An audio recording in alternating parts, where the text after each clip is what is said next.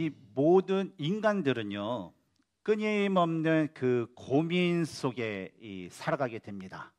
뭐 어떤 분들은 현재 자신이 처해 있는, 바로 오늘 제가 맞았던 그런 고민 있잖아요. 뭐 수도관이 터지고 뭐 예배는 어떻게 할까? 라는 것처럼 현재 자신이 처해 있는 그 상황으로 인한 그 고민을 하고, 또 어떤 분의 경우에는 아직 일어나지 않는 그 일에 대해 이 고민을 하면서 살아가기도 합니다. 그런데 이러한 고민에 대해 20세기의 최고의 실존주의 철학자라고 불리는 이 마틴 하이데커라는 그분이 사람들이 가진 그 고민을 세 가지로 분류를 하였습니다. 뭐냐면 첫 번째 고민은 물질에 대한 고민이 있다는 거예요. 그리고 두 번째 고민은 사람에 대한 고민, 그리고 세 번째는 자신에 대한 고민이 있다라고 합니다.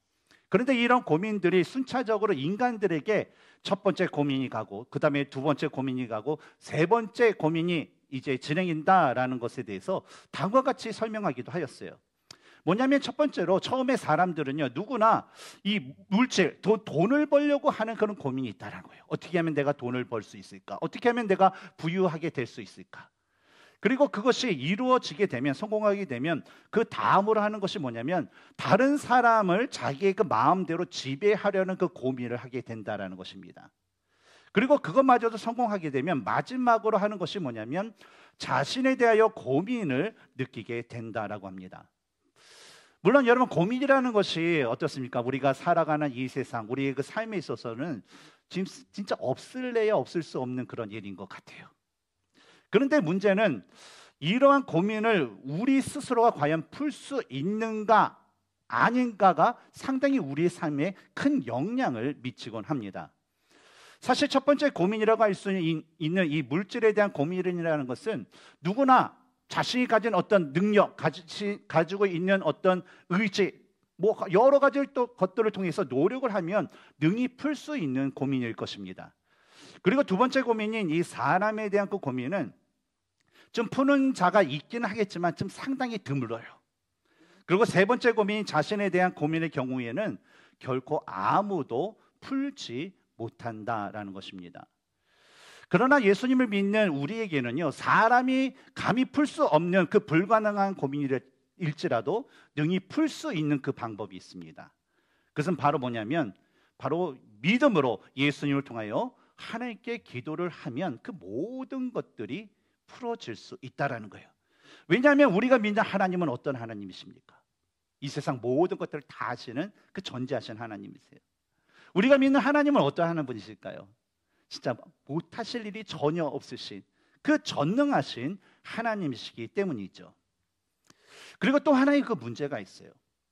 어떤 문제냐면 아무리 예수님을 믿는다 할지라도 이러한 전능하신 하나님과 예수님에 대해서 온전히 알지 못할 때에 사람은요, 이 뜻하지 않은 상황에서 고민하고 낙심할 수밖에 없다라는 것입니다.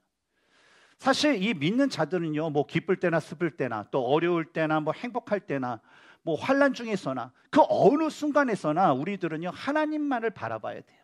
오늘 우리 찬양회처럼 주만 바라볼지라, 그 고백처럼 어때요? 모든 상황에서 우리는 주님만을 바라봐야 합니다. 그런데 이 기쁠 때와 평안할 때는요, 이 자신이 어느 상황 속에서도 그래, 나는 어느 상황, 무슨 일이 닥치더라도 나는 그 순간에 하나님만을 바라볼 수 있어 라고 생각을 해요. 그러나 하나님을 온전히 알지 못하면요, 막상 어떤 슬픈 일과 어려움과 그 환난을 맞이하게 되면요, 하나님을 바라보는 것이 아니라 나를 바라봐요. 하나님을 바라보는 것이 아니라 나의 지금 어려운 형편만을 보기 때문에 사람은 낙심할 수밖에 없다라는 것입니다. 오늘과 다음 주에 나눌 그 본문을 보면 인간이 가지고 있는 이 대표적인 그 고민이 나옵니다. 첫 번째는 바로 돈, 물질에 대한 그 고민이고, 두 번째는 먹고 사는 것, 바로 의식주, 바로 목숨과 관련된 그런 고민이 인간들에게 있다라는 거예요. 오늘은 그 첫 번째 고민인 돈, 즉 물질에 대한 것을 또 여러분과 함께 나누기를 원합니다. 먼저 우리 13절을 보면 예수님께 묻는 한 사람의 그 질문이 나오는데, 우리가 한번 그 본문을 한번 구절을 읽도록 하겠습니다. 13절입니다. 시작. 무리 중에 한 사람이 이르되 선생님, 내 형을 명하여 유산을 나와 나누게 하소서 하니. 신명기 21장 15절에서 17절에 보면 이 모세 율법에 의해서 제상 상속은 우선 장자에게 3분의 2가량을 먼저 주고 그 다음에 동생에게는 3분의 1을 갖도록 이렇게 딱 규정이 되어 있습니다. 근데 오늘 본문에 나오는 이 사람의 경우에는 정확하게 어떠한 문제가 있었는지는 알 수 없지만 분명히 이 율법에 따른 재산 분배 규칙이 제대로 자신에게 적용되지 않은 것에 대한 그 불만을 품고 이 예수님께 나아가 예수님 이런 문제가 있으니까요 예수님 좀 문제 좀 풀어주세요 라는 그 요구를 하게 되었던 것이죠. 그리고 이어지는 14절에서 예수님은 그에게 다음과 같은 말씀을 하세요. 이 사람아 누가 나를 너희의 재판장이나 물건 나누는 자로 세웠느냐. 여러분 이 구절을 보면 이상한 점이 하나 있습니다. 그것은 뭐냐면 바로 예수님의 반응이에요. 예수님은 하나님이시기 때문에 모세 율법에 나와 있는 재산 분배에 대한 그 율법도 아실 것이고 그리고 하나님이시기 때문에 예수님은요 자신에게 묻는 이 사람의 형편이 어떤 상황인지를 다 아셨다라는 것입니다. 그러나 그럼에도 불구하고 예수님께서 그에게 해주신 것은 그가 가진 어떤 문제 해결이 아니라 뭐예요? 오히려 그에 대한 책망의 말씀이셨다라는 거예요. 왜 그러셨을까요? 예수님 하나님이시기 때문에 모든 것을 다 아시고 모든 형편을 다 아시는데 왜 그렇게 간절히 요구하는 사람에게 그 문제 해결을 주는 것이 아니라 오히려 책망을 주시게 되었을까요? 계속 이어지는 15절을 보면 그들에게 이르시되 삶과 모든 탐심을 물리치라 사람의 생명이 그 소유에 넉넉한 데 있지 아니하리라 라는 그 예수님의 말씀을 볼 수가 있습니다. 이 말씀 15절의 그 말씀과 이전에 나왔던 상황을 설명하는 이 13절과 14절의 말씀을 볼 때 우리는요 예수님께서 이 재산 분배 문제 해결을 요구한 자를 이 책망하신 그 이유에 대해서 어느 정도 우리 말씀을 통해서 알 수가 있습니다. 뭐냐면 왜 책망하셨냐면 바로 그가 가진 예수님에 대한 무지에 대한 그것에 대해서 책망을 하셨다라는 것이죠. 그가 왜 무지한가에 대해서 우리가 살펴보면 첫 번째로 그가 예수님을 선생님 즉 랍비라고 부른 것에 우리는 알 수가 있어요. 예수님을 랍비 선생님이다 라고 불렀다는 것은 뭡니까? 반대적으로 그는 예수님을 그리스도와 하나님의 아들로 알지 못했다라는 그런 증거가 됩니다. 그리고 두 번째 근거를 보면 그가 예수님을 제대로 알지 못하기 때문에 예수님을 하나님과 인간의 그 사이의 중재자로서 자신의 영혼에 대한 것을 예수님께 요구하는 것이 아니라 바로 인간의 그 탐욕에서 비롯된 재산 문제에 대한 중개자로 이 예수님을 여겼다라는 것에 대해서 그가 예수님을 잘 알지 못했다라는 것을 우리는 충분히 알 수 있습니다. 그리고 14절까지 재산 분배에 불만을 가진 그 한 사람을 대상으로 말씀하셨던 예수님께서 이번에는 15절에서 그들 즉 뭡니까? 예수님께 모여든 그 무리를 대상으로 이 말씀하시는 것을 볼 때에 예수님께서는요 하나님 나라에 들어갈 자들이 가져야 할 그 모습은 돈에 대한 욕심 즉 이 탐욕을 물리치고 하나님 나라에서 누리게 될 영생에 대한 것을 주목해야 된다라는 그 말씀을 모든 이들에게 전해주기 위해서 말씀하신 것을 알 수가 있죠.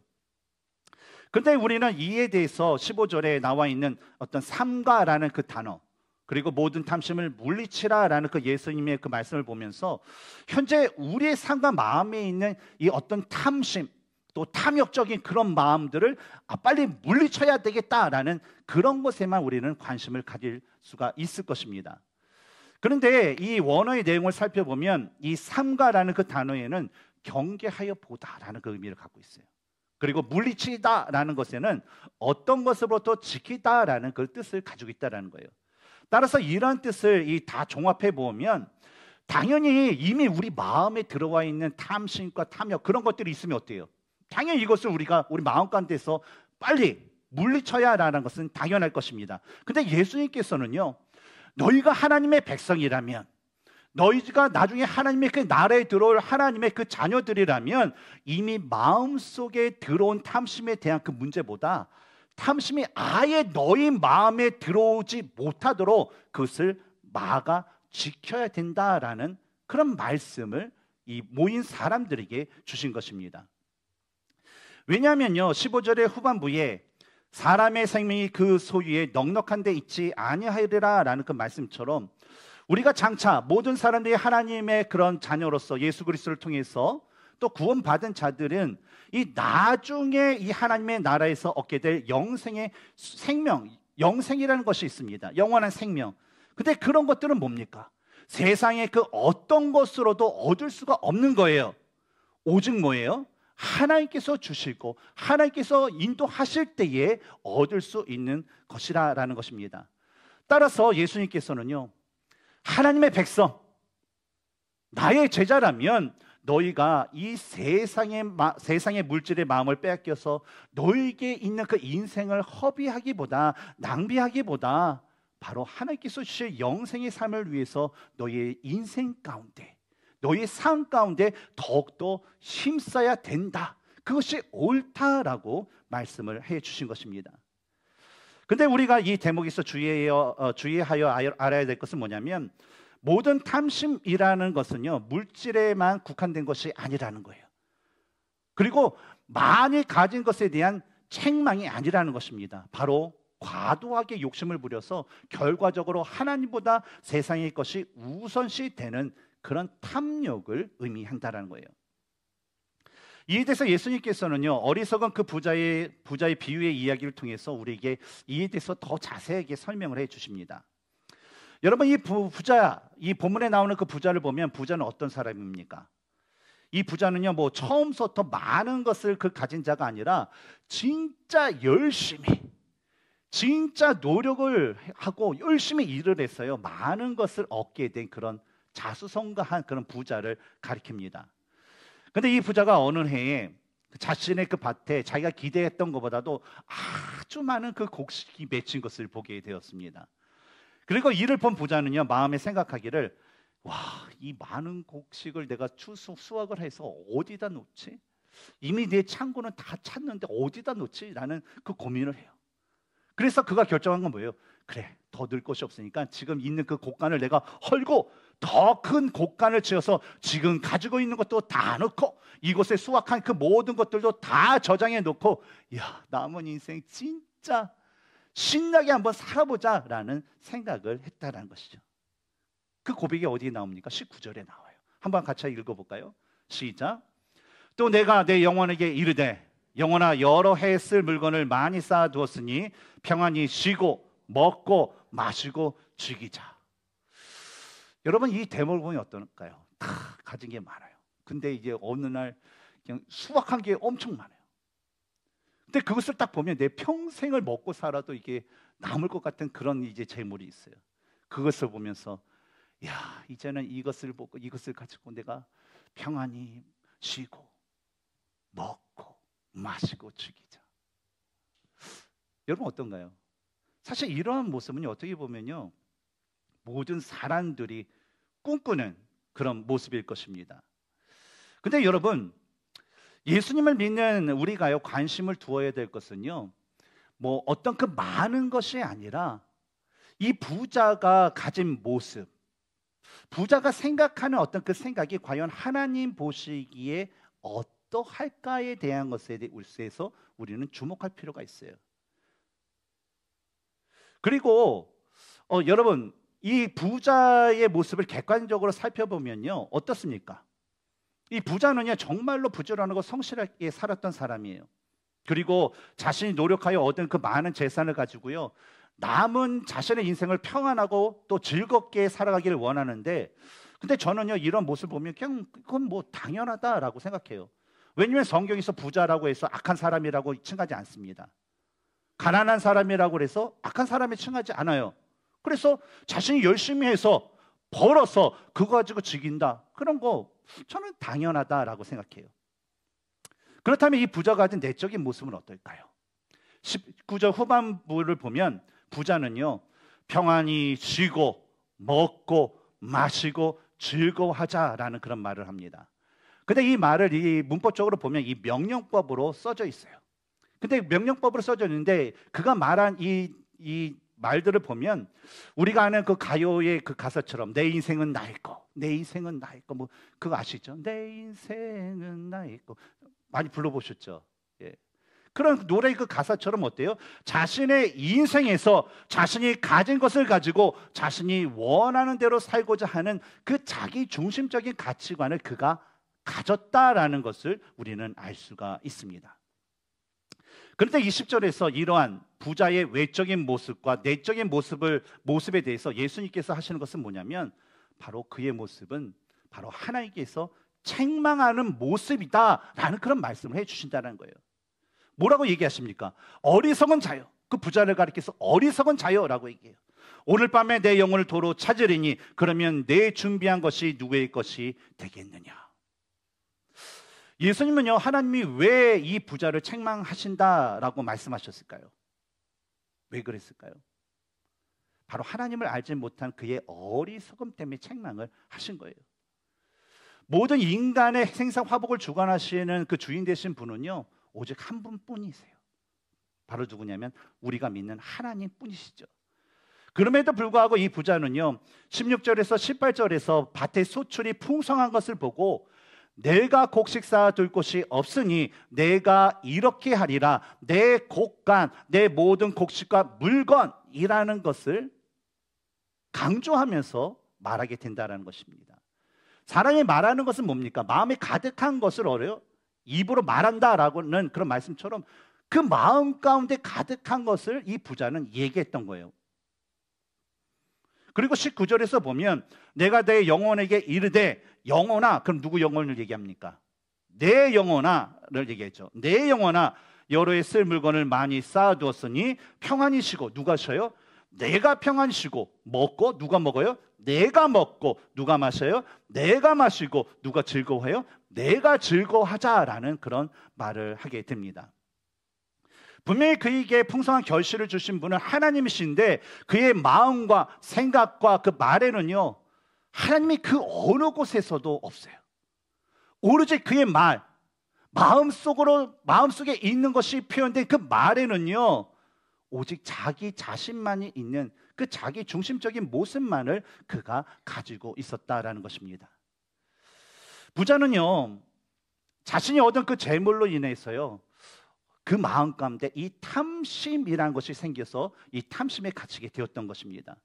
그래서 자신의 인생에서 하나님이 앉으셔야 할 그 주인의 자리에 자신이 대신 찾아야 앉게 되었고, 하나님이 정하시는 미래 삶에 대해서도 자신이 대신 정하고 내가 그 삶을 살아갈 거야, 살아가야 돼 라는 그런 말을 했다라는 것입니다.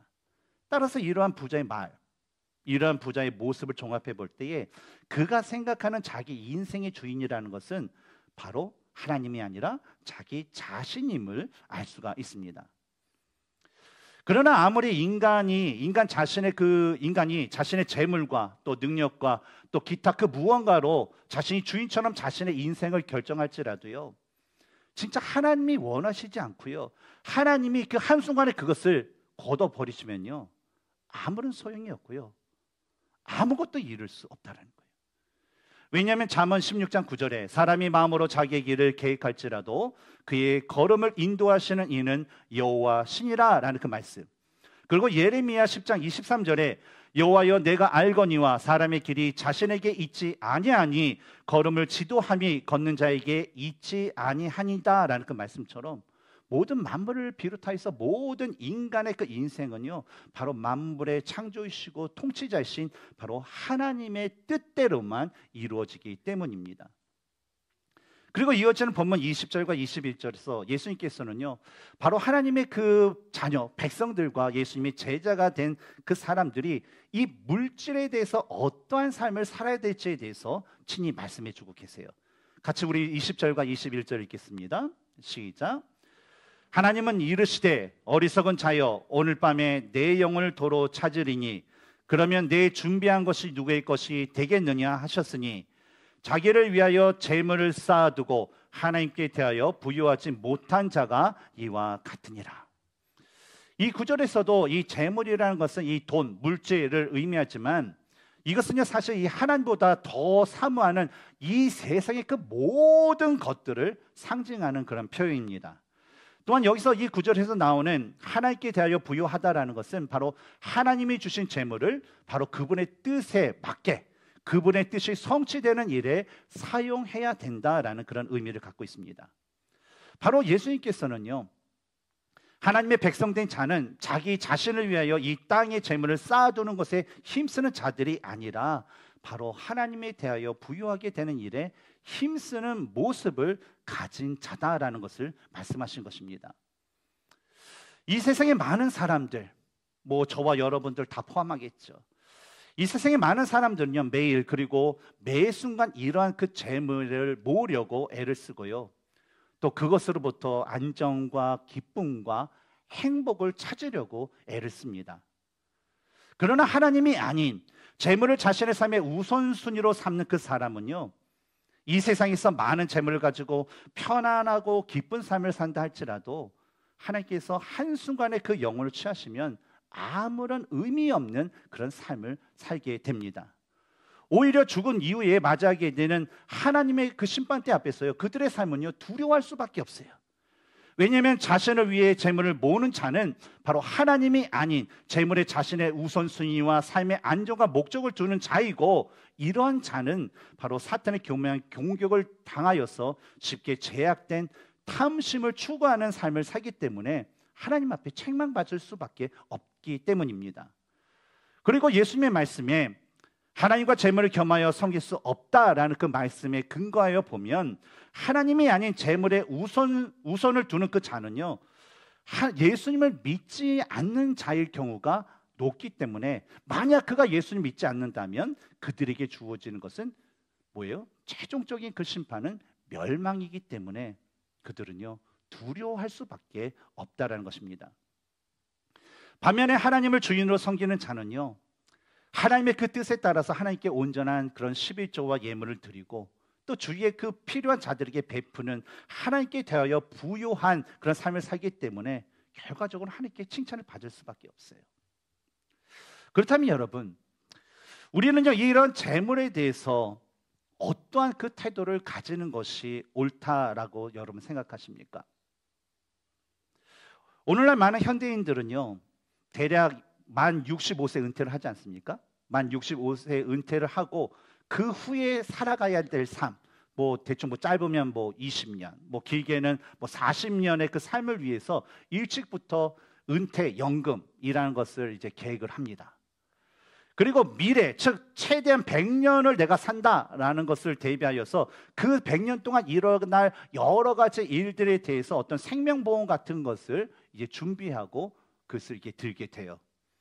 그런데 이러한 계획과 준비를 하는 그런 사람들의 모습을 보면요, 진짜 정말 철저하게 알아보고 무엇이 진짜 안정적인가, 어떤 것이 더 튼튼한가, 어떤 것이 나에게 더욱더 이익을 줄 수 있을 것인가에 대해서요 자꾸 또 찾으면서 가장 베스트 원을 선택하여서 자신의 어떤 노후와 자신의 그 미래를 준비하는 삶을 살곤 합니다. 그런데 저는 이런 모습은 참으로 바람직하다라고 생각해요. 그래서 이런 삶에 대해서 여러분 좀 자문을 구하기 원한다면 우리 구경희 집사님을 찾아가시기 바랍니다. 그런데 여러분, 우리가 우리의 인생에 대한 이 준비하는 이것과 더불어서 우리가 중요하게 생각해 보아야 될 것이 있어요. 그것은 뭐냐면, 그리스도를 통해 부활과 영생의 소망을 얻는 우리는 현재 하나님 나라에서 살아갈 것에 대해서 우리가 얼마나 신중하고 얼마나 철저하고 얼마나 부지런히 준비하고 있을까라는 거예요. 혹시 여러분의 삶은 혹시 결과적으로 이 세상에서 없어질 것에 온 마음을 뺏겨서 하나님 나라에서 누리게 될 영생의 그 삶에 대해서는 전혀 생각하지도 못하고 전혀 준비하지 못하는 모습을 혹시 갖고 계시지는 않으십니까? 예수님은요 하나님 나라의 영생을 위해 준비하지도 않고 오히려 육신을 위해 살아가는 그 모든 자들에게 오늘 본문을 통해서 분명하게 말씀하셨어요. 하나님은 이르시되 어리석은 자여, 오늘 밤에 내 영을 도로 찾으리니 그러면 내 준비한 것이 누구의 것이 되겠느냐 하셨으니, 자기를 위하여 재물을 쌓아두고 하나님께 대하여 부유하지 못한 자가 이와 같으니라. 사랑하는 성도 여러분, 여러분, 하나님께서 여러분에게 주신 그 일터에서 여러분 열심히 일을 하시고요. 그 열심히 일한 것에 대한 그런 합당한 물질, 풍성한 물질도 얻으시기 바랍니다. 그러나 여러분, 반드시 하나님께서 그 주신 일터에서요, 하나님의 그 영광을 위해서 여러분 열심히 일을 하시기 바랍니다. 그리고 예수님 안에서 하나님께서 주신 그 물질과 삶의 모든 축복을요, 바로 하나님이 원하시는 뜻 안에서 마음껏 누리시기 바랍니다. 그래서 나중에 우리가 하나님 앞에 섰을 때에 하나님의 그 나라, 영생에 대한 그 소망을 위해서 전혀 생각하지 못하고 저 일하지 못하여서 이 어리석은 자야 라는 그 책망을 듣는 것이 아니라 하나님께 주신 일터에서 내가 최선을 다하고 그 최선을 통해서 하나님께서 부으시는 그 풍성한 은혜 가운데 내가 그것을 하나님에 대해서 부유하게 하는 그런 삶을 살면서 수고했어, 착했어, 착하다, 애썼어, 이젠 평안을 얻어라 라는 그런 하나님의 그 사랑과 위로의 말씀을 들을 수 있는 모든 성도님 되시기를 주님의 이름으로 축원합니다. 우리 함께 기도하겠습니다.